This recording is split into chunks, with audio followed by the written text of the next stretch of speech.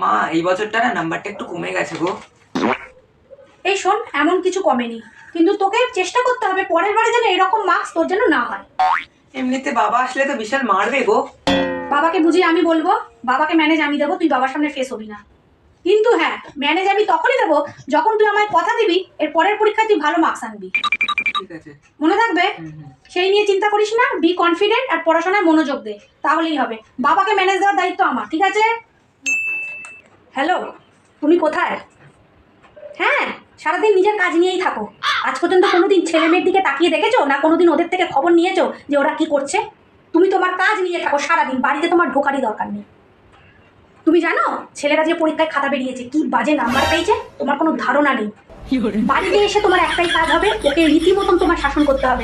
পারলে দু চার ঘা কষিয়েও দেবে, বুঝতে পেরেছো? আমি তোমায় কিচ্ছু বারণ করবো না, যা পাচ্ছে তাই করছে। এসে কিন্তু তোমাকে ওকে শাসন করতেই হবে, মনে থাকে যেন, নইলে আমি কিন্তু তোমাকে ছাড়বো, বলে দিলাম। হ্যাঁ, রাখছি। কি করে